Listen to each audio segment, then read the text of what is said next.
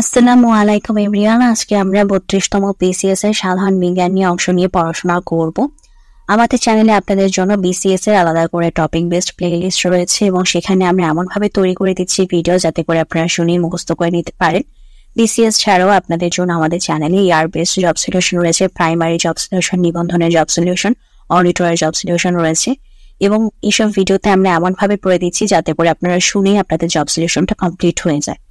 আশা করছি যারা প্রথমবার আমাদের চ্যানেলে এসেছেন তারা সবাই চ্যানেলটিকে সাবস্ক্রাইব করে দিবেন। প্রিভিয়াস যত ভিডিও আপলোড হয়েছে সবগুলো দেখে আপনারা পড়াগুলো পড়ে নেবেন এবং সামনে যত ভিডিও আপলোড হবে সেগুলো দেখেও পড়াগুলো পড়বেন। তো চলুন এখন আমরা আমাদের আজকে পড়াটা শুরু করি। বাসাবাড়িতে সরবরাহকৃত বিদ্যুতের ফ্রিকোয়েন্সি কত? 50 হার্জ। বাসাবাড়িতে সরবরাহকৃত বিদ্যুতের ফ্রিকোয়েন্সি কত? 50 হার্জ।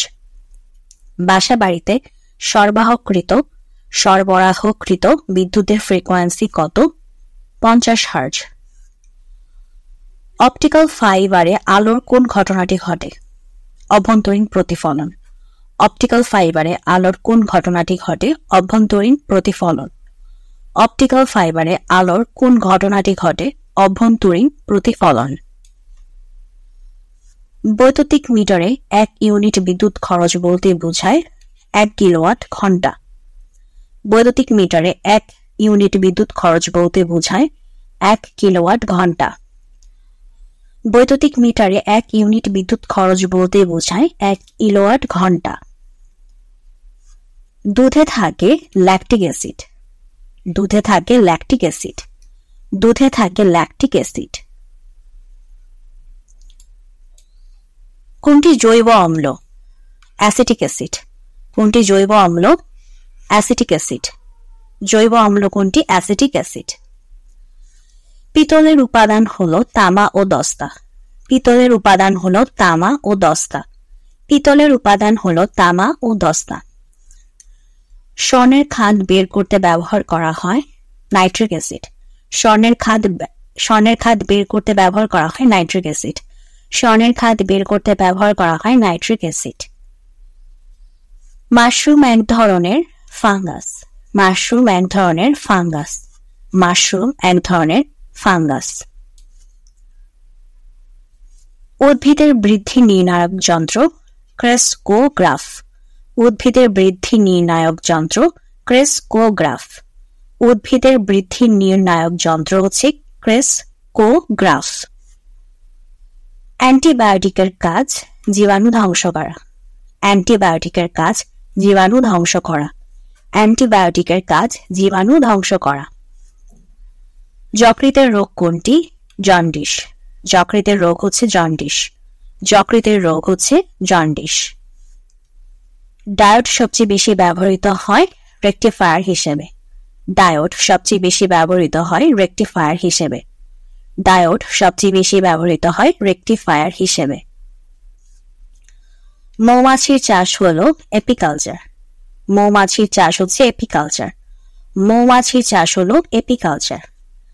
রেশম চাষকে বলা হয় সেরিকালচার। রেশম চাষকে বলা হয় সেরিকালচার। রেশম চাষ হচ্ছে সেরিকালচার। মৎস্য চাষ হচ্ছে পিসিকালচার।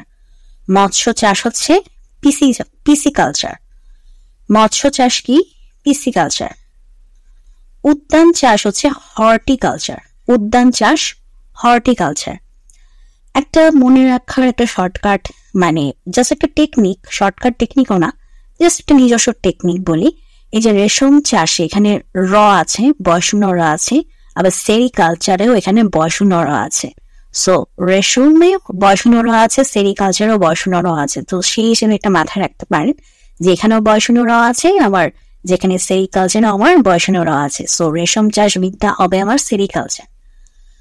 আবার মৎস্য চাষে আমার দন্তস স আছে, ঠিক একইভাবে পিসিকালচারে আমার দন্তস স আছে। সো যখন মৎস্য চাষ বিদ্যা বলবে সেখানে আমার পিসিকালচার, অর্থাৎ আমি খুঁজবো যেখানে আমার দন্তস স আছে সেটা হচ্ছে আমার, মানে আমি খুঁজবো কোথায় দন্তস স আছে। এবং দন্তস স কিন্তু ভিতরে, মানে এটা যেমন দন্তস স ভিতরে, ঠিক একইভাবে এই দন্তস স কিন্তু ভিতরে, প্রথমে না।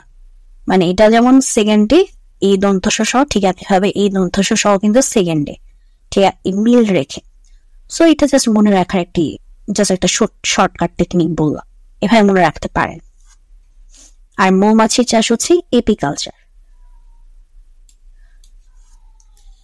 পারস্পরিক আবেশকে ব্যবহার করা হয় কোনটিতে? ট্রান্সফর্মার।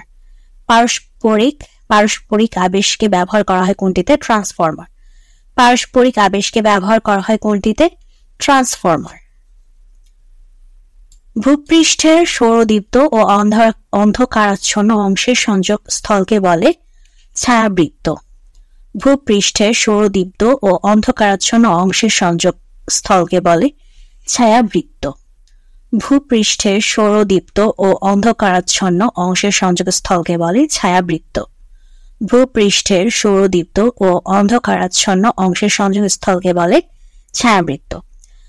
তো আজকের প্রশ্নের সমাধানটি এখানে শেষ হয়ে যাচ্ছে। যদি ভিডিওটি ভালো লাগে অবশ্যই ভিডিওতে লাইক দিবেন, চ্যানেলটিকে সাবস্ক্রাইব করবেন। আপনারা ভালো থাকবেন।